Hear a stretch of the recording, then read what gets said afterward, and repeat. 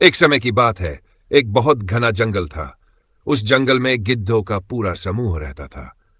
वे सभी गिद्ध एक साथ ही उड़ते और शिकार करते थे। एक दिन वे उड़ते हुए एक टापू पर पहुंचे जहां बहुत सारी मछलियां और मेंढक थे। गिद्धों के झुंड को यह टापू बहुत भा गया। वहां खाने पीने की सारी सुविधाएं मौजूद थीं। इसके बाद सभी गिद्ध वहीं रहने लगे। अब उन्हें अपना भोजन ढूंढने के लिए कोई मेहनत नहीं करनी पड़ती थी। वे लोग भरपेट खाना खाते और आराम से अपना जीवन व्यतीत करने लगे।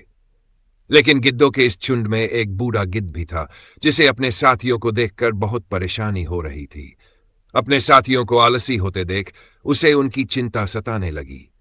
बूढ़ा गिद्ध अपने दोस्तों को हमेशा शिकार करने के लिए प्रेरित करता था, ताकि वे शिकार करने की अपनी कला न भूल जाएं।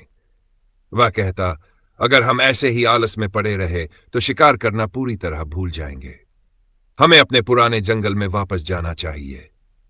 बूढ़े गिद्ध की बातों पर बाकी सभी गिद्ध हंस पड़े। वे बोले, तुम बूढ़े हो गए हो, इसलिए ऐसी बातें कर रहे हो। हम ये आराम की जिंदगी क्यों छोड़ें? वे सब टापू छोड़ने को तैयार नहीं हुए और बूढ़ा गिद्ध अकेले ही वापस जंगल चला आया। कुछ दिन बीतने के बाद बूढ़ा गिद्ध अपने साथियों से मिलने टापू पर लौटा। जब वहां पहुंचा तो उसे जो नजारा दिखा उसने उसे सन्न कर दिया। हर तरफ गिद्धों की लाशें बिखरी पड़ी थी। तभी उसकी नजर एक घायल गिद्ध पर पड़ी। वह उसके पास गया और पूछा, ये सब कैसे हुआ? घायल गिद्ध ने धीरे धीरे बताया, कुछ दिन पहले चीतों के एक समूह ने टापू पर हमला कर दिया। हम इतने वक्त से ऊंचा नहीं उड़े थे कि भाग भी नहीं पाए।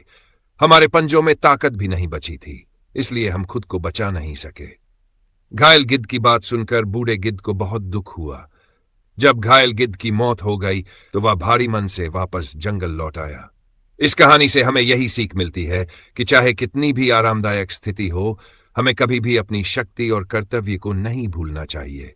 अगर हम आलसी हो गए तो भविष्य में यह बहुत खतरनाक साबित हो सकता है। उम्मीद करता हूं कि आपको यह वीडियो पसंद आई होगी। चैनल को सब्सक्राइब करना मत भूलिएगा। चलिए फिर मिलते हैं नेक्स्ट वीडियो में। तब तक के लिए बाय।